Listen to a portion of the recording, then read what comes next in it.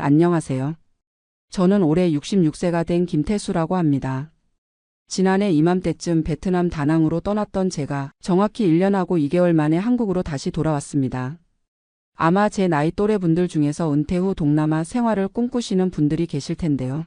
제가 직접 겪은 현실적인 이야기를 들려드리고 싶어서 이렇게 용기 내어 말씀드립니다.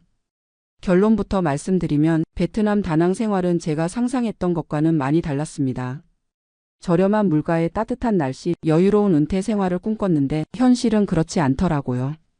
제가 다낭을 떠나 한국으로 돌아온 이유, 그리고 그 과정에서 겪었던 여러 일들을 차근차근 말씀드려 보겠습니다. 혹시 저와 비슷한 고민을 하고 계신 분들께 조금이라도 도움이 될 수 있다면 좋겠습니다. 저는 작은 건설회사에서 35년간 현장 관리 일을 했습니다. 젊었을 때부터 몸으로 하는 일이었다 보니 나이가 들수록 체력적으로 버티기가 힘들어지더라고요. 특히 코로나 이후로는 건설 경기도 예전 같지 않았고 65세가 되자 자연스럽게 은퇴를 하게 되었습니다. 퇴직금으로 받은 돈이 1억 정도, 국민연금이 월 80만 원, 집은 전세로 살고 있었으니 딱히 큰 자산이 있는 것도 아니었어요. 아내는 저보다 3살 어린 62세고 결혼 후 줄곧 전업주부로 지냈습니다. 자식들은 다 독립해서 각자 생활하고 있고요. 은퇴하고 나니 갑자기 할 일이 없어졌습니다. 35년 동안 새벽 6시에 일어나 현장에 나가던 습관이 몸에 배어 있는데 갑자기 집에만 있으니 답답하더라고요. 아내도 저보고 집에만 있지 말고 뭔가 해보라고 하는데 이 나이에 새로 시작할 만한 일도 마땅치 않았어요. 그러던 중에 TV에서 베트남 다낭에서 은퇴 생활을 하는 한국인들 이야기를 봤습니다. 월 100만 원으로도 충분히 여유롭게 살 수 있다고 하더라고요. 따뜻한 날씨에 저렴한 물가, 골프도 한국보다 훨씬 싸고 무엇보다 한국인들이 많이 살고 있어서 외롭지 않다고 했습니다. 아내와 상의해 봤더니 아내도 관심을 보이더라고요. 한국에서는 퇴직금 1억으로는 변변한 노후 생활을 하기 어렵다는 생각이 들었거든요. 하지만 베트남이라면 이야기가 다를 것 같았어요. 퇴직금을 조금씩 쓰면서 연금으로 생활하다 보면 한국보다 훨씬 여유롭게 살 수 있을 것 같았거든요. 그래서 부부가 함께 다낭 여행을 다녀왔습니다. 한번 가보고 결정하자고 했거든요. 2023년 3월에 일주일 정도 다녀왔는데 정말 좋더라고요. 날씨는 따뜻하고 음식도 맛있고 무엇보다 물가가 정말 저렴했어요. 쌀국수 한 그릇이 2만 동, 우리 돈으로 1,000원 정도였거든요. 맥주도 한 병에 500원, 마사지도 2만 원이면 1시간 받을 수 있었어요. 이 정도면 정말 월 100만 원으로도 충분히 살 수 있겠다 싶었습니다. 호텔에서 만난 한국인 분들도 모두 만족하며 살고 있다고 하더라고요. 어떤 분은 서울에서 아파트 팔고 와서 5년째 살고 있다는데 한국에서는 상상도 못할 정도로 여유롭게 살고 있다고 했어요. 골프도 거의 매일 치고 마사지도 매주 받고 그런데도 한국에서보다 생활비가 절반도 안 든다고 하더라고요. 집에 돌아와서 아내와 진지하게 상의했습니다. 자식들한테도 물어봤더니 부모님이 행복하게 사실 수 있다면 좋은 거 아니냐고 하더라고요. 그래서 결심했습니다. 다낭으로 가자고요. 우선 1년 정도 살아보고 괜찮으면 계속 살기로 했어요. 한국 집은 얻어놨던 전세를 정리하고 짐도 최소한으로만 챙겨서 출발했습니다. 2023년 9월이었어요. 비자는 한 달짜리 관광비자로 입국해서 한 달마다 캄보디아나 태국으로 나갔다가 다시 들어오는 방식으로 연장하기로 했어요. 한국인들이 많이 쓰는 방법이라고 하더라고요. 조금 번거롭긴 하지만 불가능한 건 아니라고 했거든요. 다낭에 도착해서 첫 한 달은 호텔에서 지냈습니다. 그 사이에 장기 거주할 집을 찾아보기로 했거든요. 호텔비가 하루에 5만 원 정도였는데 한 달이면 150만 원이니까 부담스럽긴 했지만 급하게 집을 정하기보다는 천천히 좋은 곳을 찾아보자고 생각했어요. 처음 한 달은 정말 신선하고 좋았습니다. 날씨는 늘 따뜻하고 음식은 맛있고 무엇보다 새로운 환경에서 사는 게 재미있었어요. 매일 다른 식당에서 쌀국수도 먹어보고 해변에서 산책도 하고 관광지도 둘러보고 정말 이런 게 은퇴 생활이구나 싶었습니다. 한국에서 살 때는 연금 80만 원으로는 정말 빠듯했거든요. 월세도 내야 하고 생활비도 생각보다 많이 들고 병원비도 부담스럽고 그런데 여기서는 돈 걱정 없이 여유롭게 살 수 있을 것 같았어요. 하지만 한 달 정도 지나면서 조금씩 현실을 알게 되기 시작했습니다. 우선 집 구하는 게 생각보다 어려웠어요. 한국인들이 살기 좋다는 지역은 집값이 만만치 않더라고요. 원룸 정도 되는 작은 아파트도 월 50만 원에서 80만 원 정도 했어요. 좀 더 저렴한 곳을 찾아보니 현지인들이 사는 동네인데 그런 곳은 위생 상태도 좋지 않고 밤에는 좀 무서운 느낌도 들더라고요. 결국 월 70만 원짜리 원룸을 얻었는데 한국 기준으로는 그리 나쁘지 않았지만 처음 생각했던 것보다는 비쌌어요. 비자 연장도 생각보다 복잡했습니다. 한 달마다 나갔다가 들어와야 한다는 건 알고 있었는데 실제로 해보니 여간 번거로운 게 아니더라고요. 캄보디아 시엠리까지 가려면 항공료만 15만 원 정도 들고 거기서 하루 정도 있다가 다시 돌아와야 해요. 한 달에 한 번씩 이렇게 하니까 월 20만 원 정도는 비자 연장비로 나가는 셈이었어요. 생활비도 처음 예상보다 많이 들었습니다. 현지 음식만 먹고 현지인처럼 살면 싸겠지만 그럴 수는 없잖아요. 가끔은 한국 음식도 먹고 싶고 편의점에서 라면도 사 먹고 싶고 그런데 한국 제품들은 가격이 한국보다 비쌌어요. 신라면 한 개가 3,000원, 김치도 1kg에 1만 원, 고추장, 된장 같은 기본 조미료들도 한국의 2배 가격이었어요. 현지 마트에는 한국 제품 코너가 따로 있었는데 가격표를 보고 깜짝 놀랐어요. 그리고 전기세가 생각보다 많이 나왔습니다. 다낭은 정말 덥거든요. 에어컨을 안 틀 수가 없어요. 하루 종일 틀어놓고 살았더니 전기세가 한 달에 12만 원 정도 나왔어요. 여기에 인터넷비, 수도세 등등 합치면 월 20만 원 정도는 공과금으로 나가더라고요. 의료비도 부담스러웠습니다. 아내가 혈압약을 먹고 있는데 한국에서는 한 달치 약값이 5천 원 정도였거든요. 그런데 다낭에서는 같은 약이 5만 원이었어요. 10배나 비쌌던 거예요. 처음에는 약을 한국에서 가져왔었는데 한 달분밖에 가져올 수 없잖아요. 그래서 현지 병원에 가서 처방을 받으려고 했더니 의사와 소통이 잘 안 되더라고요. 영어로 설명하려고 해도 제대로 안 통하고 결국 한국 병원에서 받은 처방전을 구글 번역기로 번역해서 보여줬어요. 그것도 복잡했지만 더 큰 문제는 약값이었어요. 혈압약 한 달분이 5만 원이라니 한국에서는 1년 먹어도 6만 원인데 여기서는 한 달에 그 돈을 내야 한다니 당황스러웠습니다. 진료비도 만만치 않았어요. 간단한 감기로 병원에 갔는데 진료비가 8만 원, 한국에서는 감기 정도는 1만 원이면 충분한데 말이에요. 게다가 보험이 안 되니까 모든 비용을 현금으로 내야 했어요. 그래도 처음 몇 달은 참고 살았습니다. 새로운 환경에 적응하는 과정이라고 생각했거든요. 시간이 지나면 요령도 생기고 더 저렴하게 살 수 있을 거라고 생각했어요. 하지만 생활비는 줄어들지 않았습니다. 오히려 조금씩 늘어나더라고요. 집세 70만 원, 공과금 20만 원, 비자 연장비 20만 원, 식비 50만 원, 여기에 교통비, 생활용품비, 의료비 등등 합치면 한 달에 200만 원 정도는 들었어요. 한국에서 살 때보다 오히려 더 많이 들어가는 거였어요. 한국에서는 연금 80만 원에 퇴직금 조금씩 쓰면서 120만 원 정도로 살았거든요. 그런데 여기서는 200만 원씩 나가니까 퇴직금이 빠르게 줄어들더라고요. 이상하다 싶어서 다른 한국인들한테 물어봤더니 다들 비슷하다고 하더라고요. 처음에는 싸다고 생각하고 왔는데 막상 살아보니 한국과 별 차이가 없다는 거예요. 어떤 분은 오히려 한국보다 더 많이 든다고 하시더라고요. 특히 병원비는 정말 부담스러웠습니다. 저도 지난해 말에 갑자기 가슴이 아파서 응급실에 간 적이 있어요. 심전도 검사랑 엑스레이 찍고 혈액 검사 한 번 했는데 40만 원이 나왔어요. 결과는 별 이상 없다고 했지만 한국에서는 보험 적용되면 5만 원 정도면 될 검사였거든요. 그때 정말 심각하게 고민하기 시작했습니다. 이렇게 살면 퇴직금이 2년도 안 돼서 바닥날 것 같았거든요. 연금 80만 원으로는 한 달 생활비의 절반도 안 되니까 계속 퇴직금을 까먹어야 하는 상황이었어요. 게다가 외로움도 점점 커졌습니다. 처음에는 한국인들이 많다고 해서 좋을 줄 알았는데 막상 만나보니 대화가 잘 안 통하는 경우가 많았어요. 나이대도 다르고 살아온 배경도 다르고 관심사도 달라서 깊이 있는 대화를 나누기 어려웠거든요. 현지인들과는 언어 때문에 소통이 거의 안 됐어요. 간단한 쇼핑이나 주문 정도는 가능했지만 일상적인 대화를 나누기는 어려웠어요. 그러다 보니 점점 집에만 있게 되고 아내와 둘이서만 지내는 시간이 많아졌어요. 날씨도 생각보다 힘들었습니다.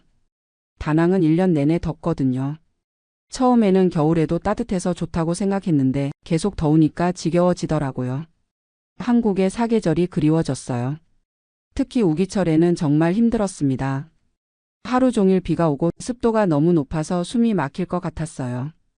빨래도 잘 안 마르고 곰팡이는 생기고 정말 견디기 어려웠습니다. 이런 상황이 계속되면서 아내와 자주 다투게 됐어요. 처음에는 신혼여행 기분으로 재미있게 지냈는데 시간이 지나면서 서로 스트레스가 쌓이더라고요. 아내는 한국 음식이 그립다고 하고 저는 돈이 계속 나가는 게 스트레스였어요. 자식들과의 연락도 줄어들었습니다. 시차 때문에 통화하기도 어렵고 급한 일이 있어도 바로 달려갈 수 없으니까 답답했어요.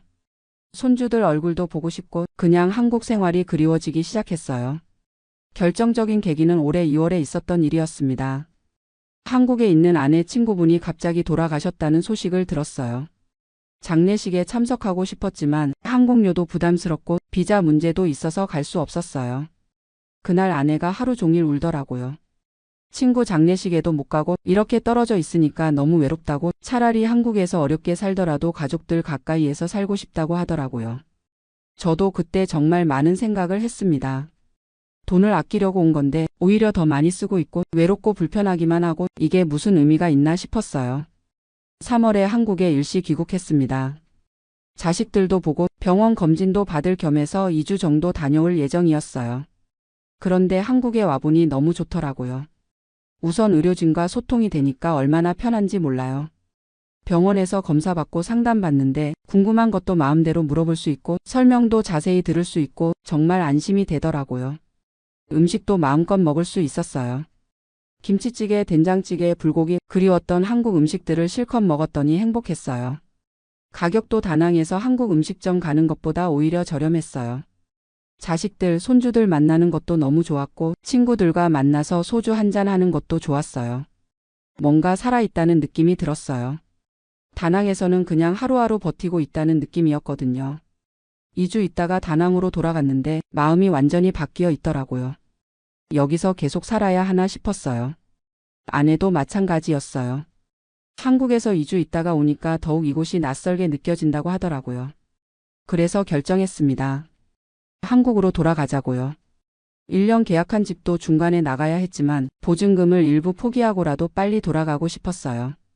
짐을 정리하면서 1년 동안의 생활을 정리해 봤습니다. 총 들어간 돈이 2,400만 원 정도였어요. 매달 200만 원씩 12개월이니까 그 정도 들어간 거죠. 한국에서 같은 기간 살았다면 1,500만 원 정도면 충분했을 텐데 900만 원을 더 쓴 셈이었어요. 물론 여행비나 체험비용이라고 생각하면 그럴 수도 있지만 이게 은퇴 생활이라고 생각하면 너무 비효율적이었어요. 돈도 더 들고 불편하기만 하고 가족들과도 멀어지고 좋을 게 하나도 없더라고요. 지난 10월에 한국으로 완전히 돌아왔습니다. 다시 전셋집을 구해서 정착했어요. 예전과 똑같은 생활이지만 이제는 이런 평범한 일상이 얼마나 소중한지 알겠더라고요. 한국 음식을 마음대로 먹을 수 있고 병원에서 편하게 진료받을 수 있고 자식들, 손주들 언제든 볼 수 있고 친구들과 자유롭게 만날 수 있고 이런 게 진짜 행복이더라고요. 물론 경제적으로는 여전히 빠듯합니다. 연금 80만 원으로 살기가 쉽지 않아요. 하지만 다낭에서 200만 원 쓰면서 불편하게 사는 것보다는 한국에서 120만 원 쓰면서 편하게 사는 게 훨씬 낫다고 생각해요. 지금 생각해보면 제가 너무 안일하게 생각했던 것 같아요. TV나 인터넷에서 보는 동남아 은퇴 생활은 정말 좋은 면만 보여주거든요. 실제로는 언어 문제, 의료 문제, 비자 문제, 외로움 문제 등등 해결해야 할 게 너무 많았어요.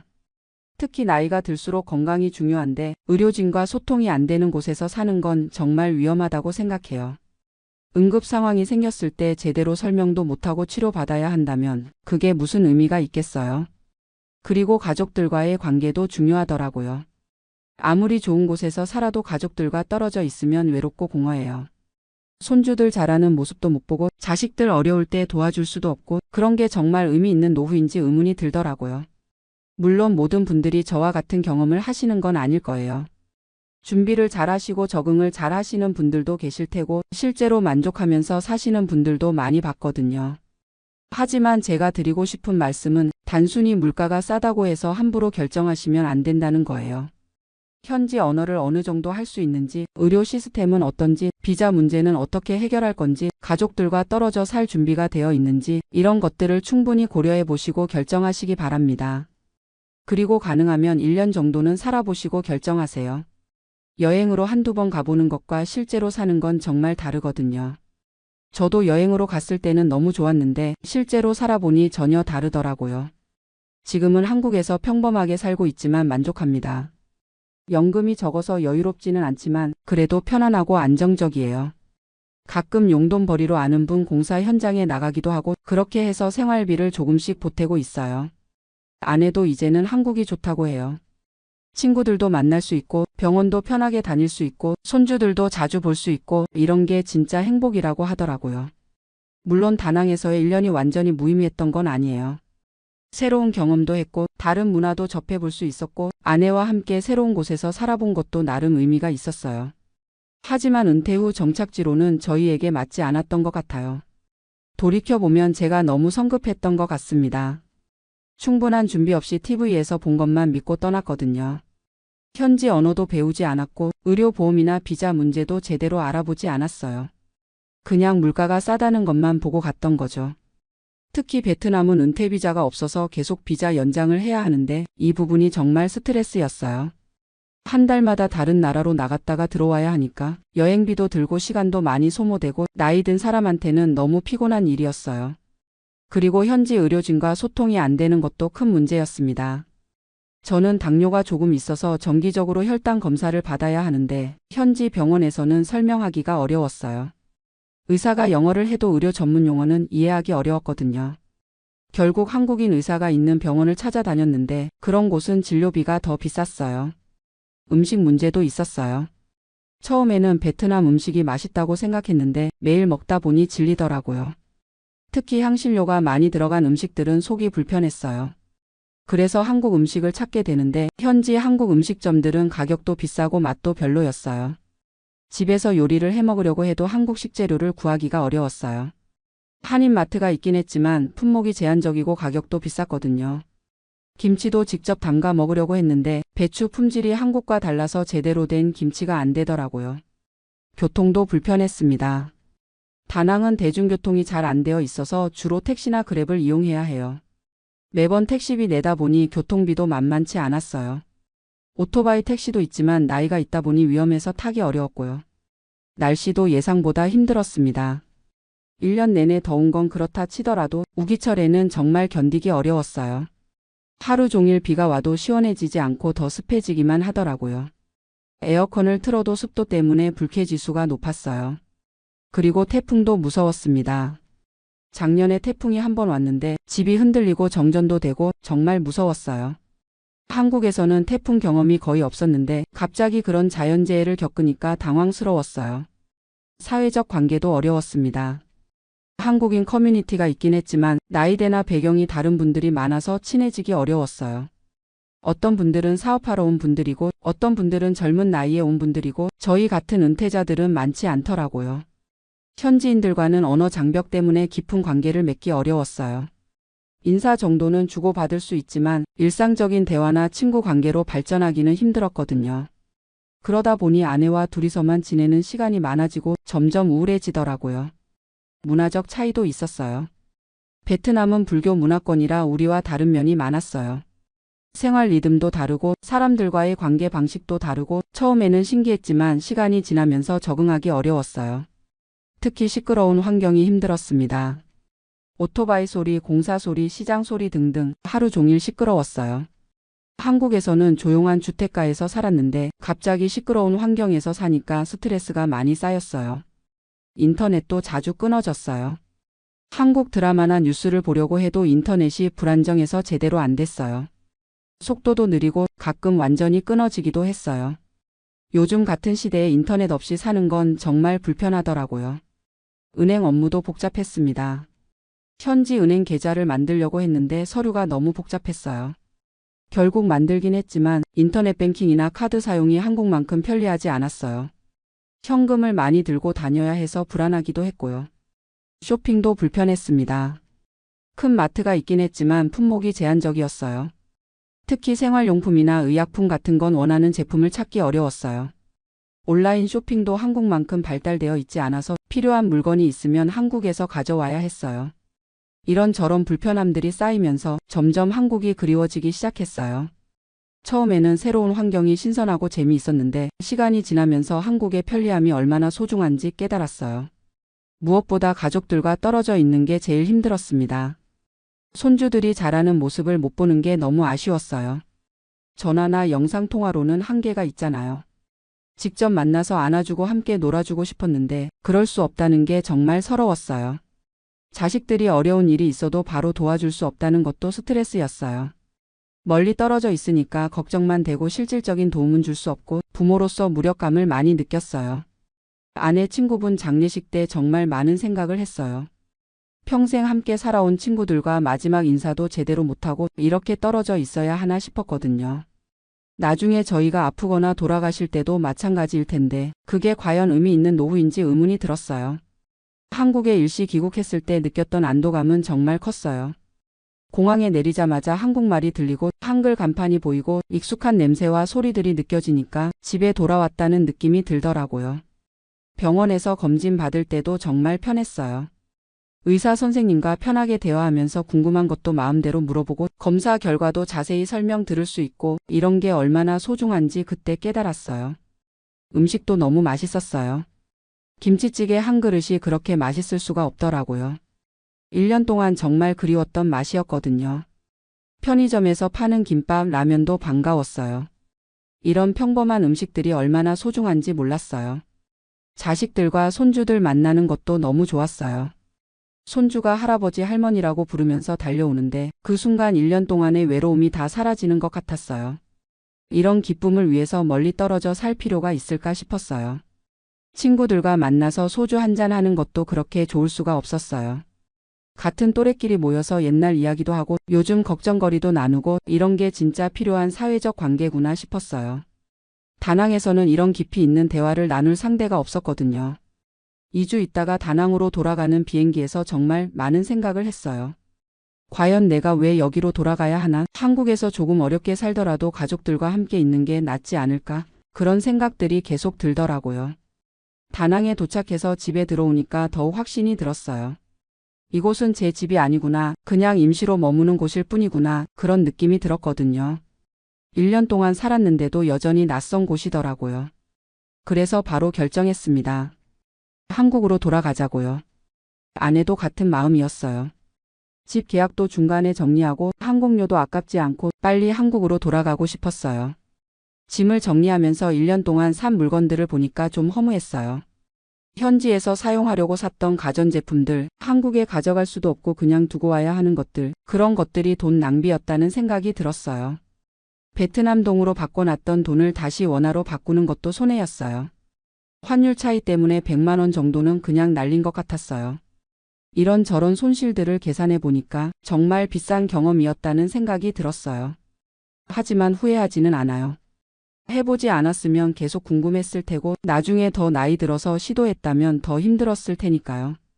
65세에 해봤으니까 그나마 다행이라고 생각해요. 한국에 돌아와서 다시 정착하는 것도 쉽지 않았어요. 1년 동안 비워뒀던 전셋집을 다시 구해야 했는데 집값이 많이 올라 있더라고요. 예전에 살던 곳보다 보증금을 2천만 원 더 내야 했어요. 다행히 퇴직금이 아직 좀 남아 있어서 집은 구할 수 있었지만 다낭에서 쓴 돈 때문에 여유 자금이 많이 줄어든 상태였어요. 그래도 한국에서 사는 게 훨씬 안정적이고 편안했어요. 지금은 예전과 비슷하게 살고 있어요. 연금 80만 원에 가끔 용돈벌이로 40만 원 정도 더 벌어서 한 달에 120만 원 정도로 생활하고 있어요. 다낭에서 200만 원 쓸 때보다 80만 원 적게 쓰면서도 훨씬 만족스럽게 살고 있어요. 아내도 이제 한국 생활에 만족해요. 친구들과 자주 만나고 손주들도 자주 보고 병원도 편하게 다니고 이런 게 진짜 행복이라고 해요. 다낭에서는 돈은 많이 쓰면서도 불안하고 외로웠는데 지금은 돈은 적게 써도 마음이 편하다고 하더라고요. 요즘 가끔 다른 분들한테서 동남아 은퇴 이민에 대해 문의를 받아요. 그럴 때마다 제 경험을 솔직하게 말씀드려요. 물론 잘 적응하시는 분들도 계시겠지만 저처럼 실패하시는 분들도 분명히 계실 테니까요. 특히 준비 없이 가시면 안 된다고 말씀드려요. 현지 언어를 어느 정도 배우시고 의료보험이나 비자 문제도 미리 해결책을 마련하시고 최소 6개월 정도는 살아보시고 결정하시라고 해요. 그리고 가족들과의 관계도 충분히 고려해 보시라고 해요. 아무리 좋은 곳에서 살아도 가족들과 떨어져 있으면 외롭거든요. 특히 나이가 들수록 가족의 소중함을 더 느끼게 되는 것 같아요. 경제적인 면도 꼼꼼히 따져보시라고 해요. 현지 물가만 보지 마시고 외국인이 실제로 생활하는 데 드는 비용을 알아보시라고 해요. 저처럼 오히려 더 많이 들 수도 있거든요. 무엇보다 건강이 제일 중요하다고 말씀드려요. 나이가 들수록 병원 갈 일이 많아지는데 의료진과 소통이 안 되는 곳에서 사는 건 정말 위험해요. 돈 아끼려다가 건강 잃으면 의미가 없잖아요. 저는 이제 한국에서 평범하게 살 계획이에요. 연금 받으면서 가끔 용돈벌이 하고 자식들 손주들과 시간 보내고 친구들과 만나서 이야기하고 이런 소소한 일상이 진짜 행복이라고 생각해요. 가끔 다낭 생각이 날 때도 있어요. 따뜻한 날씨, 저렴한 마사지, 맛있는 쌀국수 그런 건 정말 좋았거든요. 하지만 여행으로 가끔 다녀오는 것과 살아보는 건 정말 다르더라고요. 혹시 저와 비슷한 고민을 하고 계신 분들이 계시다면 충분히 신중하게 결정하시기 바랍니다. 단순히 물가가 싸다고 해서 함부로 결정하시지 마시고 정말 많은 것들을 고려해 보시고 준비하셔서 가시기 바라요. 그리고 무엇보다 가족의 소중함을 잊지 마세요. 돈을 조금 아끼는 것보다 가족들과 함께 있는 게 더 중요한 것 같아요. 특히 우리 나이에는 더욱 그런 것 같습니다. 제 이야기가 누군가에게는 도움이 되기를 또 누군가에게는 경각심을 주기를 바라면서 이만 마치겠습니다. 감사합니다. 안녕하세요. 저는 데이비드 박이라고 합니다. 미국 이름이죠. 한국 이름은 박진우였어요. 32살이고 지금 시애틀에서 소프트웨어 엔지니어로 일하고 있습니다. 오늘 이야기를 들려드리는 이유는 지난달 제가 32년 만에 한국에 있는 제 친가족을 만났기 때문입니다. 생후 8개월에 미국으로 입양된 후 처음으로요. 사실 이 순간이 올 줄은 꿈에도 몰랐어요. 아니, 정확히는 오기를 간절히 바랐지만 불가능할 거라고 생각했었죠. 제가 가족을 찾기 시작한 건 3년 전이었어요. 결혼하고 아이가 생기면서부터였죠. 제 아들 이든이 태어났을 때 처음으로 저와 혈연관계인 사람을 만나는 경험을 했어요. 그 순간 느꼈던 감정을 어떻게 설명해야 할까요? 32년을 살면서 한 번도 경험해보지 못했던 피가 섞인 가족이라는 느낌이었어요. 저를 키워주신 양부모님은 정말 좋은 분들이었어요. 아버지 마이클은 변호사였고 어머니 수자는 간호사였죠. 저에게 최고의 교육을 시켜주셨고 사랑도 많이 받으며 자랐어요. 절대 부족함이 없었어요. 하지만 그럼에도 불구하고 항상 마음 한구석에는 빈 공간이 있었어요. 나는 어디서 왔을까? 내 진짜 부모는 누구일까? 왜 나를 보내야 했을까? 이런 궁금증들이요. 어렸을 때는 양부모님께 물어보기도 했어요. 엄마, 내 진짜 엄마는 어떤 사람이었을까요? 어머니는 항상 이렇게 대답하셨어요. 당신을 사랑했지만 키울 수 없는 상황이었을 거야. 그래서 당신이 더 좋은 환경에서 자랄 수 있도록 우리에게 보내준 거야. 그 말이 위로가 되기도 했지만 동시에 더 궁금하게 만들기도 했어요. 도대체 어떤 상황이었을까? 지금은 어떻게 살고 계실까? 10대 때는 반항기도 겪었어요. 당신들은 내 진짜 부모가 아니잖아. 라고 소리를 지른 적도 있었죠. 지금 생각해보면 양부모님께 정말 상처가 되는 말이었을 텐데 그때는 제 감정을 주체할 수 없었어요. 대학에 가서는 아시아계 학생들과 어울리기 시작했어요. 한국어도 조금씩 배워봤죠. 안녕하세요. 감사합니다. 사랑해요. 이런 기본적인 말들이요. 한국 음식도 좋아했어요. 불고기, 비빔밥, 김치찌개. 뭔가 익숙한 맛이었어요. DNA에 각인된 기억 같다고 해야 할까요? 대학 졸업 후 취직하고 제니퍼를 만나 결혼했어요. 제니퍼는 독일계 미국인이에요. 처음에는 제가 입양아라는 사실을 이해하기 어려워했어요. 왜 친가족을 찾고 싶어 하는지 모르겠다고 했죠. 지금 가족으로 충분하지 않냐고요. 하지만 임신하고 나서 생각이 바뀌더라고요. 병원에서 가족력을 물어볼 때마다 모른다고 답해야 하는 제 모습을 보면서 안타까워했어요. 유전적 질병이 있는지 알레르기는 어떤 게 있는지 아무것도 알 수 없었거든요. 그리고 이든이 태어났을 때 저는 완전히 달라졌어요. 제 아들을 보는 순간 이해할 수 없는 감정이 몰려왔어요. 이 아이는 저와 피가 연결되어 있구나. 32년 만에 처음 만나는 혈육이구나. 동시에 제 친어머니에 대한 생각도 바뀌었어요. 이든이를 키우면서 깨달았거든요. 아이를 손에서 놓는다는 게 얼마나 힘든 일인지를요. 제 어머니도 저를 포기하고 싶지 않았을 거예요. 정말 어쩔 수 없는 상황이었을 거라고 생각하니 원망보다는 안타까움이 더 컸어요. 그래서 2021년 본격적으로 친가족 찾기를 시작했어요. 먼저 홀트 아동복지회에 연락했죠. 저를 미국으로 보낸 기관이었거든요. 담당자분이 말씀하시길 제 입양 서류가 남아 있다고 하더라고요. 하지만 친부모의 정보는 거의 없었어요. 어머니 성함만 김모 씨라고 되어 있고 나이는 당시 19세, 미혼모였다고 기록되어 있었어요. 그게 전부였어요. 아버지에 대한 정보는 아예 없었고 어머니의 본명이나 주소, 연락처 같은 건 일체 기록되어 있지 않았어요. 1993년이니까 30년도 더 전 일이라 당시에는 그런 정보를 자세히 남기지 않았다고 하더라고요. 그래도 포기할 수 없었어요. 인터넷으로 해외 입양인들의 가족 찾기 사례들을 찾아봤죠. DNA 검사를 통해 가족을 찾은 사람들도 많더라고요. 23엔 및 앤세스트리.com 같은 사이트에 DNA를 등록했어요. 혹시 한국에 있는 친척들 중에 DNA 검사를 한 사람이 있다면 매치가 될 수도 있으니까요. 하지만 몇 달이 지나도 의미 있는 결과는 나오지 않았어요. 한국 사람들은 아직 DNA 검사를 많이 하지 않는다고 하더라고요. 미국처럼 대중화되지 않았다고 해서요. 그래서 다른 방법을 찾아봤어요. 한국의 입양인 지원 단체에도 연락해봤죠. 아동권리보장원이라는 곳에서 해외 입양인의 가족 찾기를 도와준다고 하더라고요. 하지만 거기서도 비슷한 이야기를 들었어요. 친부모가 먼저 가족 찾기를 신청해야 정보를 공개할 수 있다고 했어요. 제가 아무리 찾고 싶어도 상대방이 원하지 않으면 안 된다는 거죠. 이해는 했어요.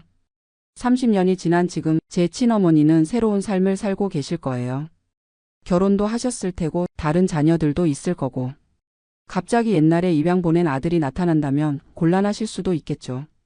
그래도 계속 시도해봤어요. 한국 방송국에도 연락해봤어요. 가족을 찾아주는 프로그램이 있다고 들었거든요. 하지만 해외 거주자는 출연이 어렵다고 하더라고요. 2022년에는 직접 한국에 가봤어요. 신혼여행으로 제니퍼와 함께 갔죠. 홀트 아동복지회도 방문하고 혹시 제가 생활했던 위탁 가정이 어디인지도 알아봤어요. 서울 강남구에 있는 홀트 아동복지회 건물에 갔을 때의 기분은 정말 묘했어요. 32년 전에 생후 8개월에 제가 이곳에서 시간을 보냈구나. 그때의 저는 뭘 생각했을까? 무서웠을까? 외로웠을까? 담당자분과 만나서 더 자세한 이야기를 들어봤어요. 제가 위탁 가정에서 약 3개월 정도 지낸 후 미국으로 갔다고 하더라고요. 위탁모님이 저를 정말 예쁘게 키워주셨다고 했어요. 건강하고 밝은 아이였다고. 그 이야기를 들으니 가슴이 뭉클해졌어요. 생후 8개월부터 11개월까지 짧지만 저를 사랑으로 돌봐주신 분이 계셨구나. 위탁모님을 만나뵐 수 있는지 물어봤지만 이미 돌아가셨다고 하더라고요. 너무 아쉬웠어요. 아기였던 저에 대한 기억을 가지고 계셨을 텐데. 그 여행에서 저는 한국이라는 나라를 처음 제대로 경험했어요. 언어는 전혀 통하지 않았지만 묘하게 편안했어요. 사람들의 얼굴이 저와 닮았고 음식도 맛있었고 뭔가 이곳이 내 고향이구나라는 느낌이 들었어요. 명동과 강남을 걸어 다니면서 혹시 지나가는 사람 중에 제 가족이 있을까 하는 상상도 해봤어요. 저와 닮은 아저씨나 아주머니를 보면 괜히 더 오래 쳐다보기도 했죠. 하지만 그 여행으로는 가족을 찾을 수 없었어요. 실망스럽긴 했지만 그래도 한국을 경험할 수 있어서 의미가 있었어요. 미국으로 돌아와서도 계속 시도했어요. 인스타그램, 페이스북 같은 SNS에도 제 사연을 올려봤어요. 한국어로 번역해서요. 1993년에 태어나서 홀트 아동복지회를 통해 미국으로 입양된 박진우를 찾습니다. 라고. 몇몇 분들이 공유해 주시긴 했지만 역시 연락은 오지 않았어요. 점점 지쳐갔어요. 이든이를 키우면서 바빠지기도 했고 계속되는 실패에 마음도 지쳤거든요. 제니퍼가 위로해줬어요. 당신에게는 우리 가족이 있잖아. 이든이와 나 그리고 양부모님. 그것만으로도 충분하지 않아? 맞는 말이었어요. 저는 이미 충분히 사랑받고 있었거든요. 하지만 그래도 마음 한구석의 궁금증은 사라지지 않았어요. 2023년 말 거의 포기하고 있을 때였어요. 갑자기 홀트 아동복지회에서 연락이 왔어요. 박진우 씨와 관련해서 연락하신 분이 있습니다. 심장이 멈춘 것 같았어요. 전화 너머로 들리는 목소리가 떨리고 있었거든요. 어떤 분이신가요? 본인의 아들을 찾고 있다고 하시는 여성분이세요. 나이와 입양 시기가 일치해서 연락드렸습니다. 그 순간 눈물이 터져 나왔어요. 32년을 기다려온 순간이었어요. 담당자분 말씀으로는 제 친어머니께서 몇 달 전부터 가족 찾기를 신청하셨다고 했어요. 저와 마찬가지로 오랫동안 찾고 싶어 하셨지만 용기가 나지 않아서 미루고 계셨던 거죠. 그런데 최근에 건강이 안 좋아지시면서 죽기 전에 꼭 아들을 만나보고 싶다고 하셨대요. 처음에는 전화 통화를 했어요. 담당자분이 중간에서 통역을 해주셨죠. 안녕하세요, 어머니. 한국어로는 어머니밖에 말할 수 없었어요. 전화 너머에서 흐느끼는 소리가 들렸어요. 진우야, 진우야. 그 목소리를 들으니 뭔가 낯설지 않았어요. 처음 듣는 목소리인데도 편안했어요. 어머니는 김은영 씨였어요. 지금 51세이시고 인천에서 작은 반찬 가게를 운영하고 계셨어요. 저를 낳으실 때는 19세의 대학생이셨대요. 남자친구와 사귀다가 임신을 했는데 그 남자분이 책임지지 않고 도망을 갔다고 하더라고요. 1993년이니까 지금보다 미혼모에 대한 편견이 훨씬 심했던 시대였죠. 가족들도 반대했고 혼자 키우기에는 너무 어린 나이였대요. 어머니는 저를 낳은 후 3개월 동안 직접 키우셨다고 해요. 그때가 인생에서 가장 행복한 시간이었다고 하시더라고요. 하지만 경제적으로 너무 힘들어서 결국 더 나은 환경에서 키우라고 입양을 보내셨다고 했어요. 미국 가면 좋은 부모님 만나서 잘 살 거라고 했어. 그래도 매일매일 후회했어. 진우야를 보내지 말았어야 했나 싶어서. 30년 동안 후회하며 사셨다는 말씀을 들으니 가슴이 아팠어요. 제가 미국에서 행복하게 살고 있을 때 어머니는 죄책감에 시달리고 계셨던 거예요. 그 후로 어머니는 25세에 결혼하셨고 딸 하나와 아들 하나를 더 낳으셨대요. 제 동생들이죠. 하지만 남편분께는 저에 대한 이야기를 하지 못하셨다고 해요. 너무 미안해서요. 몇 년 전에 남편분이 돌아가신 후에야 동생들에게 제 이야기를 했다고 하더라고요. 그랬더니 동생들이 오빠를 꼭 찾아야 한다고 했다는 거예요. 여동생 김은지 씨는 지금 28세이고 간호사고 남동생 김민수 씨는 26세로 대학원생이래요. 둘 다 저를 정말 만나고 싶어 한다고 했어요. 전화 통화를 몇 번 더 한 후 저는 한국 방문을 결정했어요. 이번에는 혼자 갔어요. 제니퍼가 이든이를 돌봐주기로 했거든요. 2024년 3월 인천공항에 도착했을 때의 떨림은 정말 잊을 수 없어요. 드디어 제 가족을 만나는 날이었거든요. 어머니와 동생들이 공항에 마중 나와 계셨어요. 게이트에서 나오는 순간 저를 알아보시더라고요. 진우야. 어머니가 달려와서 저를 꼭 안아주셨어요. 32년 만의 포옹이었죠. 그 순간 모든 게 현실이 되었어요. 어머니는 제가 상상했던 것보다 훨씬 작으셨어요. 키가 150cm 정도밖에 안 되시더라고요. 그런데 저를 안아주시는 힘은 정말 강했어요. 여동생 은지는 저와 정말 많이 닮았어요. 눈 모양이 똑같았어요. 남동생 민수는 저보다 키가 더 크더라고요. 어머니가 진우 빼고는 다 크게 자랐다고 농담하시면서 웃으셨어요. 공항에서 인천 어머니 집까지 가는 동안 저는 창밖을 내내 바라봤어요. 이곳이 제가 태어난 곳이구나. 32년 전에 제가 봤을 풍경들이구나. 어머니 집은 작은 연립주택이었어요. 1층에서 반찬 가게를 하시고 2층에서 생활하고 계셨어요. 크지는 않았지만 정말 깔끔하고 따뜻한 집이었어요. 제 방도 마련해 두셨어요. 작은 방이었지만 제가 어렸을 때 사진들과 제가 미국에서 보낸 편지들이 액자에 걸려 있었어요. 이게 뭐예요? 놀랍게도 제가 양부모님과 함께 찍은 사진들이 있었어요. 어머니 말씀으로는 홀트 아동복지회에서 가끔 제 근황 사진을 보내줬다고 하시더라고요. 저도 몰랐던 일이에요. 어머니는 그 사진들을 소중히 간직하고 계셨어요. 이 사진은 진우가 5살 때, 이건 초등학교 입학식 때, 이건 고등학교 졸업식 때. 하나하나 설명해 주시는 어머니의 모습을 보니 정말 저를 그리워하셨구나 하는 생각이 들었어요. 그날 밤 늦게까지 이야기를 나눴어요. 통역 앱의 도움을 받아서요. 어머니는 제 미국 생활에 대해 궁금해하셨고 저는 어머니의 지난 30년에 대해 듣고 싶었어요. 어머니는 저를 보낸 후 한동안 우울증에 시달리셨다고 해요. 일도 제대로 할 수 없을 정도로 힘드셨대요. 그러다가 지금의 남편분을 만나서 결혼하셨고 동생들을 낳으면서 조금씩 나아지셨다고 하더라고요. 하지만 그래도 항상 저를 생각하셨대요. 제 생일인 4월 15일에는 매년 미역국을 끓여서 제 건강을 빌어주셨다고 해요. 그 이야기를 들으니 눈물이 났어요. 동생들과도 많은 이야기를 나눴어요. 은지는 저에게 오빠가 있다는 걸 알았을 때 너무 신기했다고 했어요. 민수는 미국에 있는 형을 언제 만날 수 있을까 궁금했다고 하더라고요. 다음 날부터는 어머니와 동생들이 서울 구경을 시켜줬어요. 경복궁, 명동, 한강공원. 32년 만에 보는 고향은 정말 아름다웠어요. 특히 한강에서 치킨을 먹으면서 맥주를 마실 때가 좋았어요.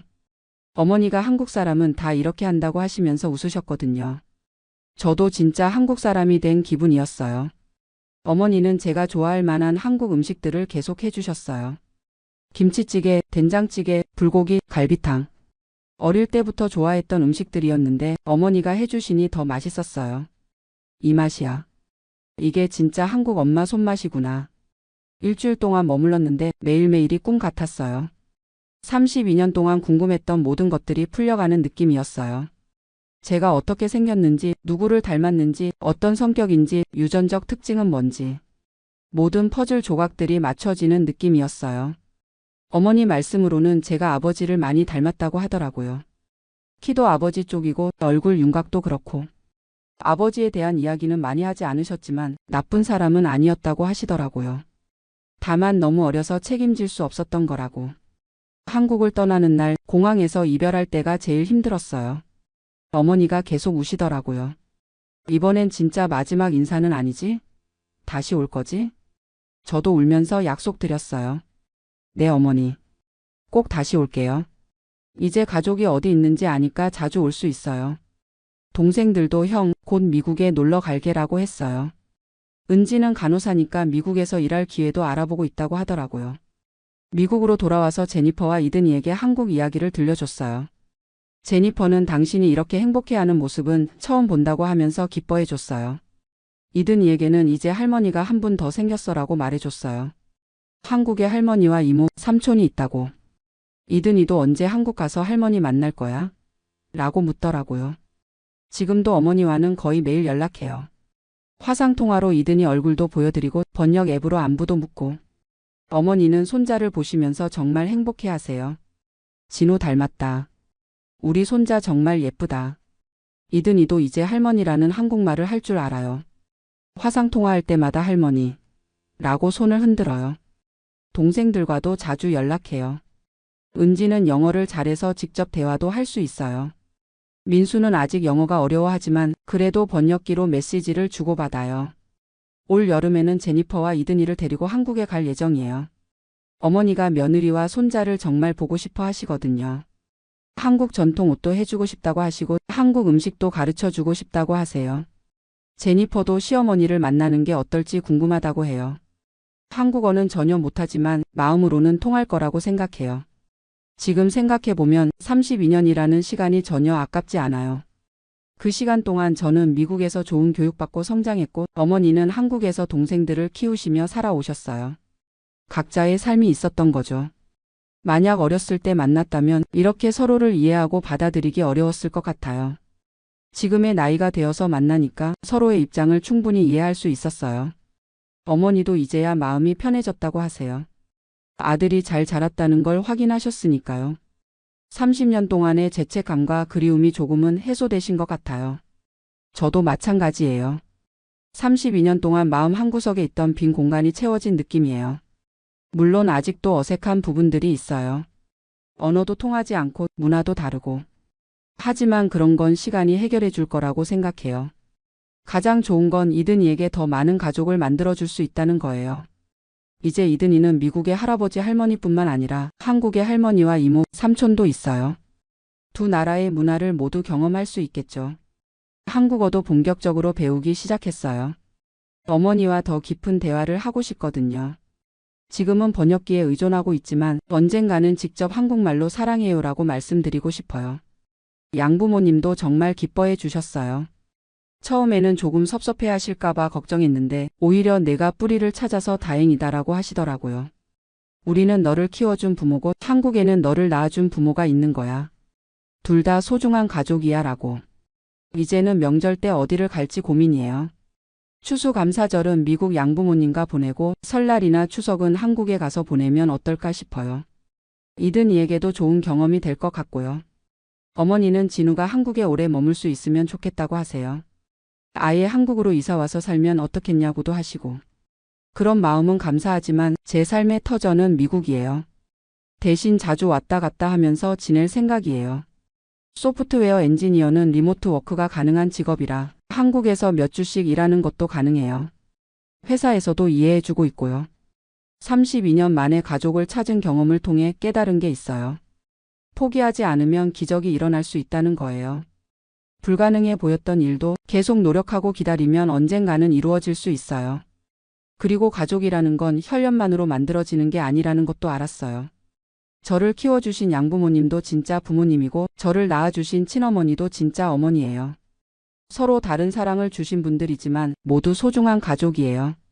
해외 입양인들 중에는 아직도 가족을 찾고 있는 분들이 많아요. 제 경험이 그분들에게 희망이 되었으면 좋겠어요. 포기하지 말고 계속 시도해 보라고 말씀드리고 싶어요. 한국 정부와 입양기관들도 더 많은 도움을 주었으면 좋겠어요. DNA 검사 시스템을 더 체계적으로 만들고 가족 찾기 프로그램도 확대했으면 해요. 저처럼 운 좋게 가족을 찾는 사람만이 아니라 모든 해외 입양인들이 자신의 뿌리를 찾을 수 있도록. 지금 제가 가장 기대하는 건 이든이가 자라서 한국을 어떻게 생각할지예요. 아빠의 고향인 한국을 사랑하게 될지, 할머니와 이모, 삼촌과 가까워질 수 있을지. 그런 상상을 하면 정말 설레어요. 어머니도 손자가 한국말 배워서 할머니랑 대화하는 날이 오면 좋겠다고 하세요. 그날이 오면 정말 완벽한 해피엔딩이 될 것 같아요. 32년 동안 궁금했던 질문들이 모두 답을 찾았어요. 나는 누구인가, 어디서 왔는가, 누구를 닮았는가. 이제는 자신 있게 말할 수 있어요. 저는 박진우이자 데이비드 박이에요. 한국에서 태어나 미국에서 자란 두 나라를 모두 고향으로 가진 사람이에요. 김은영이라는 어머니가 사랑으로 낳아주시고 마이클과 수잔이라는 부모님이 사랑으로 키워주신 아들이에요. 그리고 이든이라는 아들을 통해 이 사랑을 다음 세대로 이어가고 있어요. 이 이야기를 들어주셔서 감사합니다. 언젠가 저희 가족의 이야기가 영화나 책으로 만들어져서 더 많은 사람들에게 희망을 줄 수 있다면 좋겠어요. 가족을 찾고 있는 모든 해외 입양인들과 친부모님들에게 말씀드리고 싶어요. 포기하지 마세요. 언젠가는 만날 수 있을 거예요. 32년이 걸린 저희처럼요. 그리고 지금 이 순간에도 어딘가에서 가족을 그리워하며 살아가고 있을 모든 분들에게 사랑은 시간과 거리를 뛰어넘는다는 걸 전하고 싶어요. 저와 어머니의 32년 만의 재회가 그 증거니까요. 감사합니다. 안녕하세요. 저는 올해 74세 된 김재환이라고 합니다. 독일 디셀도르프에서 30년을 살았는데요. 은퇴하고 나서야 처음으로 고향이 이렇게 그리울 줄 몰랐습니다. 30년이라는 세월이 정말 길다면 길고 짧다면 짧은데 돌이켜보니 그동안 한 번도 고향이 그립다는 생각을 해본 적이 없었거든요. 아마 일에 치이고 가족 뒷바라지하느라 바빠서 그런 감정을 느낄 여유조차 없었던 것 같아요. 제가 독일에 온 건 1994년이었습니다. 그때 저는 44세였는데 아들 민호가 막 고등학교에 들어갈 나이였어요. 한국에서는 자동차 부품 회사에서 기술자로 일하고 있었는데 당시 IMF 외환위기가 오기 전부터 이미 경제 상황이 불안했거든요. 어느 날 아내 순자가 조심스럽게 말하더라고요. 민호 아버지 독일에 있는 회사에서 기술자를 뽑는다는데 한번 알아보는 게 어떨까요? 처음엔 말도 안 된다고 했죠. 독일어도 못하는데 어떻게 가냐고. 하지만 당시 한국 상황을 보니까 정말 답답했어요. 아들 대학 등록금도 걱정이고 회사 사정도 갈수록 어려워지고. 그래서 용기를 내서 지원해봤는데 운 좋게 합격이 된 거예요. 독일로 떠나는 날이 아직도 생생합니다. 김포공항에서 가족들이 다 나와서 배웅해줬는데 어머니가 눈물을 훔치시면서 몸 건강히 해서 꼭 돌아오라고 하시더라고요. 그때는 몇 년만 있다가 돌아올 생각이었거든요. 처음 독일에 도착했을 때의 충격은 이루 말할 수가 없었어요. 모든 게 달랐죠. 언어는 물론이고 음식, 날씨, 사람들의 문화까지. 특히 독일어가 정말 어려웠어요. 회사에서는 영어로 대충 소통했지만 일상생활에서는 독일어를 써야 하니까 정말 답답했죠. 장을 보러 가서도 필요한 걸 제대로 사지 못하고 병원에 가서도 증상을 설명하기가 어려웠고. 처음 1년은 정말 힘들었어요. 매일 밤 한국 가족들 생각하면서 눈물 흘렸던 기억이 나네요. 특히 아들 민호가 보고 싶어서 미칠 것 같았죠. 그때는 지금처럼 인터넷이 발달하지 않아서 국제전화 한 통화하는 것도 큰일이었거든요. 하지만 가족을 위해서라고 생각하니까 참을 수 있었어요. 독일어 야간학교도 다니고 회사 동료들이 도와주기도 해서 조금씩 적응해 나갔죠. 1년 반 후에 드디어 가족들이 독일로 왔어요. 공항에 나가서 아내와 아들을 봤을 때의 기쁨은 정말 말로 표현할 수가 없었어요. 1년 반 사이에 민호가 훌쩍 커 있더라고요. 가족이 함께 있으니까 독일 생활이 훨씬 견딜만해졌어요. 하지만 아들에게는 미안한 마음이 컸죠. 고등학교 친구들과 헤어져서 낯선 독일에 와야 했으니까. 다행히 민호는 적응을 빨리 했어요. 독일어도 저보다 훨씬 빨리 늘고 독일 대학까지 졸업해서 지금은 독일 회사에서 엔지니어로 일하고 있죠. 며느리 안젤라도 독일 사람인데 정말 착하고 좋은 여자예요. 그렇게 30년이 흘렀습니다. 저는 같은 회사에서 정년까지 일했어요. 동료들과도 친해졌고 독일어도 이제는 일상생활에 불편함이 없을 정도가 됐죠. 회사에서는 성실한 사람으로 인정받았어요. 한국 사람 특유의 근면함과 책임감 때문인지 독일 동료들도 저를 신뢰했거든요. 30년 동안 한 번도 큰 사고 없이 일을 마쳤으니까 나름 자부심도 있었고요. 2019년에 정년퇴직을 했는데 동료들이 작별 파티도 열어주고 정말 좋은 추억으로 마무리할 수 있었어요. 독일 연금도 받게 됐고 한국 국민연금도 조금이나마 나오니까 경제적으로는 큰 걱정이 없었죠. 독일 연금이 월 1,800유로 정도 나오는데 한국 돈으로 하면 한 달에 260만 원 정도 되거든요. 30년 동안 꼬박꼬박 연금 보험료를 냈으니까 이 정도면 독일에서 살기에는 충분해요. 하지만 은퇴하고 나니까 시간이 갑자기 많아지더라고요. 30년 동안 회사 다니느라 바빴는데 갑자기 할 일이 없으니까 이상하게 허전했어요. 처음에는 독일어 책도 읽고 산책도 하고 가끔 손녀 소피아 돌봐주기도 하면서 지냈는데 어느 날부터인가 이상한 감정이 들기 시작했어요. 소피아가 12살인데 독일에서 태어나서 자란 아이니까 독일어가 모국어죠. 저와 대화할 때도 간단한 독일어로만 하는데 가끔 깊은 얘기를 하고 싶어도 언어 때문에 한계가 있더라고요. 그리고 소피아가 한국에 대해서 물어봐도 제대로 설명해 주기가 어려웠어요. 30년 전 한국 얘기를 하자니 너무 오래된 것 같고 지금 한국이 어떻게 변했는지도 잘 모르겠고 그러던 어느 날 인터넷에서 우연히 목포 관련 영상을 봤어요. 고향 목포의 모습이 나오는데 갑자기 가슴이 뭉클해지더라고요. 어렸을 때 뛰어놀던 목포 앞바다, 어머니가 끓여주신 홍어찜 냄새, 친구들과 함께 걸었던 유달산 길. 그런 추억들이 주마등처럼 스쳐 지나가는 거예요. 그 이후로는 한국 관련 뉴스나 영상을 자주 보게 됐어요. 서울이 이렇게 발전했구나, K-팝이라는 게 세계적으로 인기가 많구나, 이런 것들을 보면서 신기하기도 하고 자랑스럽기도 했죠. 특히 코로나19 때 한국의 방역이 잘 됐다는 뉴스를 보면서 우리나라가 정말 선진국이 됐구나 하는 생각이 들었어요. 제가 떠났을 때와는 정말 다른 모습이더라고요. 그러면서 자연스럽게 고향 친구들이 궁금해졌어요. 30년 동안 연락을 거의 못했거든요. 가끔 명절 때 안부 전화 정도만 했을 뿐이죠. 인터넷으로 고향 친구들을 찾아봤는데 정말 반가웠어요. 중학교 동창 중에 몇 명과 연락이 닿았거든요. 친구들과 화상통화를 하는데 30년 만에 보는 얼굴들이 모두 나이가 들어 있더라고요. 저도 마찬가지겠지만 세월의 흐름을 실감할 수 있었죠. 친구들이 그러더라고요. 재환아, 너 독일에서 잘 살고 있다면서. 언제 한번 고향에 안 올 거냐. 어머니 아버지 산소도 한번 가봐야지. 그 얘기를 들으니까 가슴이 먹먹해졌어요.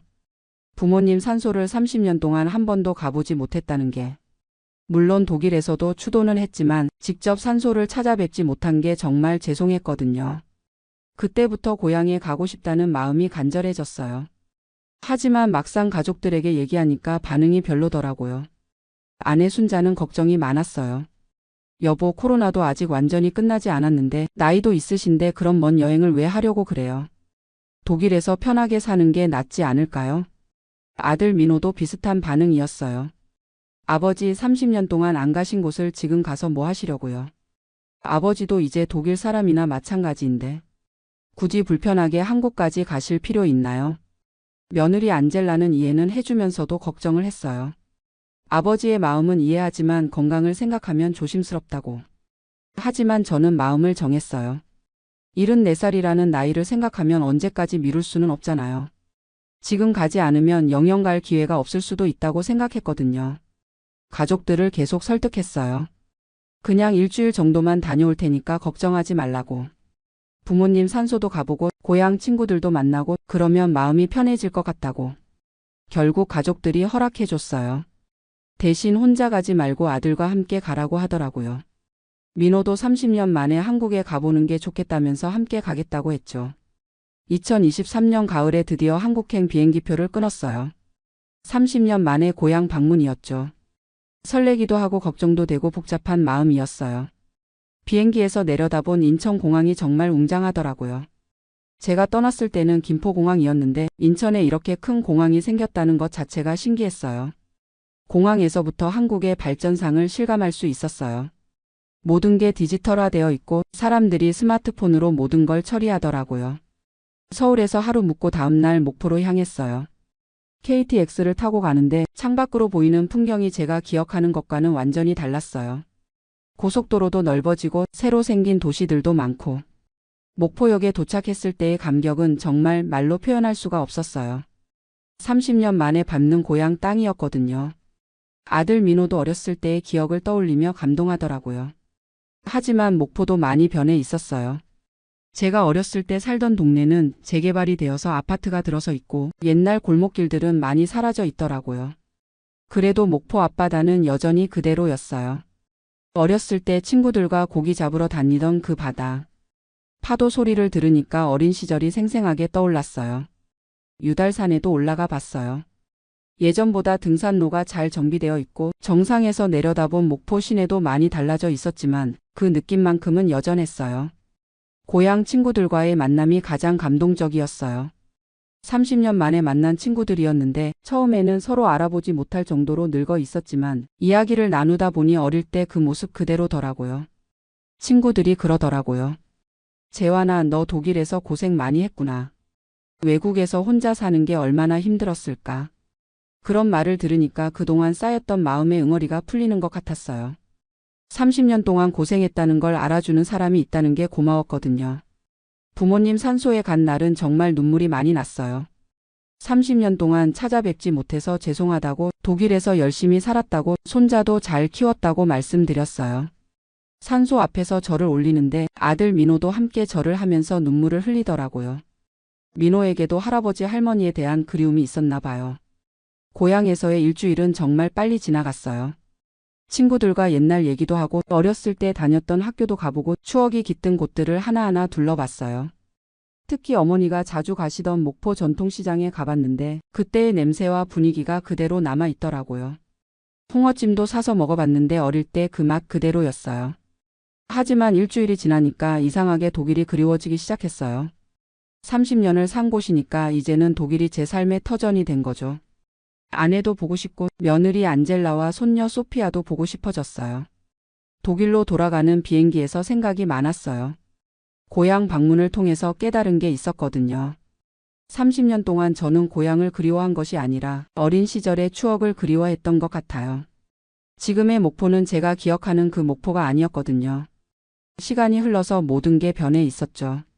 그리고 제가 진짜로 그리워했던 건 고향이 아니라 어릴 때의 순수했던 마음, 가족들과 함께했던 따뜻한 시간들, 그런 것들이었던 것 같아요. 독일에 도착해서 가족들이 공항에 마중 나왔을 때 정말 반가웠어요. 아내 순자가 여보 고생했다고 말하면서 안아주는데 이곳이 진짜 제 집이구나 하는 생각이 들었어요. 손녀 소피아도 할아버지 오빠 어떻게 지냈어요? 라고 독일어로 물어보는데 그 모습이 너무 사랑스러웠어요. 비록 언어는 다르지만 우리는 가족이고 이 아이에게는 제가 독일에 사는 할아버지인 거죠. 집에 와서 아내와 이런저런 얘기를 나눴어요. 고향 방문이 어땠는지, 친구들은 어떻게 지내고 있는지, 부모님 산소는 잘 찾았는지. 아내도 고향 소식을 듣고 나서 그러더라고요. 여보, 이제 마음이 좀 편해졌어요. 30년 동안 부모님 산소도 못 가보고 사셔서 얼마나 마음 아프셨을까요? 그래요, 정말 마음이 편해졌어요. 고향에 가보니까 이제는 더 이상 그리워할 필요가 없겠더라고요. 제 인생은 여기 독일에 있으니까. 요즘은 손녀 소피아와 더 많은 시간을 보내려고 해요. 독일어 공부도 더 열심히 해서 소피아와 깊은 대화를 나누고 싶거든요. 그리고 소피아에게 한국 문화도 조금씩 가르쳐주고 있어요. 한국어는 아직 어려워하지만 한국 음식은 좋아해요. 제가 김치찌개 끓여주면 맛있다고 먹거든요. 아마 할아버지의 정성이 들어가서 그런가 봐요. 그리고 아들 민호와도 관계가 더 좋아진 것 같아요. 함께 한국에 다녀온 이후로 서로에 대해 더 이해하게 됐거든요. 민호도 자기 뿌리에 대해서 다시 생각해보는 기회가 됐다고 하더라고요. 30년이라는 시간 동안 저는 정말 많은 걸 얻었어요. 독일에서 안정적인 생활을 할 수 있었고, 아들은 좋은 사람 만나서 행복하게 살고 있고, 손녀도 건강하게 잘 자라고 있어요. 물론 고향을 떠나는 것이 쉬운 일은 아니었어요. 언어도 문화도 다른 곳에서 살아가는 건, 부모님을 가까이서 모시지 못한 건 그런 아쉬움들이 있죠. 하지만 그 모든 것들이 헛된 것은 아니었어요. 가족을 위해서 했던 선택이고 그 결과로 지금의 행복이 있는 거니까. 요즘 같은 세상에는 외국에 사는 한국 분들이 정말 많잖아요. 다들 나름의 이유로 고향을 떠나서 살고 계실 텐데 가끔은 고향이 그리우실 거예요. 그런 분들께 말씀드리고 싶은 건 고향을 그리워하는 마음은 자연스러운 거라는 거예요. 그리고 기회가 되면 한 번쯤은 고향에 가보시라는 거고요. 하지만 더 중요한 건 지금 여러분이 살고 있는 곳에서 행복을 찾는 것이라고 생각해요. 고향은 추억 속에 있는 거고 현실은 지금 여기에 있으니까요. 저도 처음에는 독일이 낯설고 어려웠지만 30년을 살다 보니 이제는 제2의 고향이 됐어요. 독일 동네 사람들과도 친해졌고 슈퍼마켓 직원들과도 인사를 주고받는 사이가 됐거든요. 얼마 전에는 우리 동네에서 작은 파티가 있었는데 이웃들이 저를 초대해 줬어요. 30년 전에는 상상도 할 수 없었던 일이죠. 그때 정말 감사한 마음이 들었어요. 그리고 독일 사람들의 좋은 점도 많이 배웠어요. 일과 휴식의 균형을 중시하는 것, 환경을 생각하는 마음, 다른 사람을 배려하는 문화. 이런 것들은 정말 배울 만한 것들이에요. 며느리 안젤라를 통해서도 많은 걸 배웠어요. 처음에는 외국 며느리라고 해서 어색했는데 지금은 친딸처럼 생각해요. 안젤라가 한국 음식을 배우려고 노력하는 모습을 보면서 저도 독일 문화를 더 이해하려고 노력하게 됐거든요. 특히 안젤라가 김치 담그는 법을 배우고 싶다고 해서 함께 김치를 담갔던 적이 있어요. 처음에는 매워서 힘들어했는데 지금은 김치를 직접 담가서 먹을 정도가 됐어요. 손녀 소피아는 정말 제 인생의 기쁨이에요. 독일어로 대화하는 게 완벽하지는 않지만 서로 마음은 통하거든요. 소피아가 학교에서 있었던 일을 제게 얘기해 줄 때면 정말 행복해요. 소피아에게 가끔 한국 동화책을 읽어주기도 해요. 물론 독일어로 번역된 것들이지만 한국의 전래 동화나 옛날 이야기를 들려주면 재미있어해요. 흥부와 놀부 이야기를 특히 좋아하더라고요. 그리고 소피아가 한국에 대해서 질문할 때면 최대한 쉽게 설명해 주려고 노력해요. 한국은 할아버지가 태어난 곳이고 아름다운 산과 바다가 있는 곳이라고. 언젠가 소피아도 한국에 가볼 수 있으면 좋겠어요. 요즘은 한국과 독일을 오가는 분들도 많아졌어요. 교통이 발달해서 예전보다 훨씬 가깝게 느껴지거든요. 인터넷으로도 실시간으로 한국 소식을 볼 수 있고 화상통화로 고향 친구들과도 자주 연락해요. 코로나19 때문에 한동안 여행이 어려웠지만 이제는 다시 자유롭게 왕래할 수 있게 됐잖아요. 그래서 내년에는 아내와 함께 한국에 가볼 계획이에요. 아내도 30년 만에 고향에 가보고 싶다고 하거든요. 하지만 이번에는 너무 큰 기대는 하지 않으려고 해요. 지난번 여행을 통해서 깨달았거든요. 고향은 변하는 것이고 추억은 마음속에 간직하는 것이라는 걸. 대신 감사하는 마음으로 가려고 해요. 30년 동안 건강하게 살 수 있게 해주신 것, 가족들이 모두 무사히 지낼 수 있었던 것, 이런 것들에 대해서 부모님께 감사드리고 싶어요. 그리고 고향 친구들과도 더 자주 연락하려고 해요. 나이가 들수록 친구의 소중함을 더 느끼게 되거든요. 서로 건강하게 오래 살면서 좋은 추억 더 많이 만들고 싶어요. 요즘 저는 정말 만족스러운 삶을 살고 있어요. 독일 연금도 충분하고 건강도 괜찮고 가족들도 모두 잘 지내고 있어서 가끔 동네를 산책하면서 생각해요. 30년 전 결정이 옳았었구나. 힘들기도 했지만 결과적으로는 좋은 선택이었다고. 특히 아들 민호가 잘 성장해서 독일 사회에 정착한 걸 보면 정말 뿌듯해요. 민호는 이제 완전히 독일 사람이 됐지만 동시에 한국인으로서의 정체성도 잃지 않고 있거든요. 명절 때는 집에서 한국 음식을 해먹고 한국 드라마나 영화도 가끔 보고 K-팝 음악도 들어요. 안젤라도 함께 즐기니까 가족 모두가 한국 문화를 공유하고 있는 셈이죠. 이제 74살이 됐으니까 앞으로 얼마나 더 살 수 있을지 모르겠지만 남은 시간은 정말 소중하게 보내고 싶어요. 가족들과 함께하는 시간을 더 늘리고 건강을 잘 관리해서 손녀 소피아가 성장하는 모습도 더 오래 지켜보고 싶고요. 독일에서 30년을 살면서 배운 게 있다면 인생에서 정말 중요한 건 돈이나 성공이 아니라 가족이라는 거예요. 가족이 건강하고 행복하면 그것만으로도 충분히 성공한 인생이라고 생각해요. 혹시 지금 외국에서 살면서 고향이 그리워서 힘드신 분들이 계시다면 너무 조급해하지 마시라고 말씀드리고 싶어요. 시간이 지나면 지금 사는 곳도 고향이 될 수 있거든요. 저처럼 은퇴하고 나서 갑자기 고향이 그리워질 수도 있어요. 그럴 때는 꼭 한번 가보세요. 그러면 마음의 정리가 될 거예요. 하지만 더 중요한 건 지금 이 순간을 소중히 여기는 거라고 생각해요. 과거에 매이지도 말고 미래를 너무 걱정하지도 말고 지금 여기서 주어진 하루하루를 감사하게 살아가는 것. 저는 앞으로도 독일에서 계속 살아갈 거예요. 이제 이곳이 제 진짜 고향이니까요. 30년이라는 세월이 만들어준 소중한 인연들이 있고 사랑하는 가족들이 있으니까요. 그리고 가끔 한국에 가서 어린 시절 추억을 되새기고 고향 친구들과 좋은 시간 보내고 부모님께 안부 인사드리고 올 거예요. 마지막으로 30년 동안 저를 따뜻하게 받아준 독일 사람들에게도 감사드리고 싶어요. 낯선 외국인이었던 저를 동등한 이웃으로 대해주셔서 정말 고마웠어요. 그리고 무엇보다 30년 동안 함께 고생해준 아내 순자에게 가장 고마워요. 혼자서는 절대 할 수 없었던 일이었거든요. 앞으로도 건강하게 오래 살면서 함께 행복한 시간 보내고 싶어요.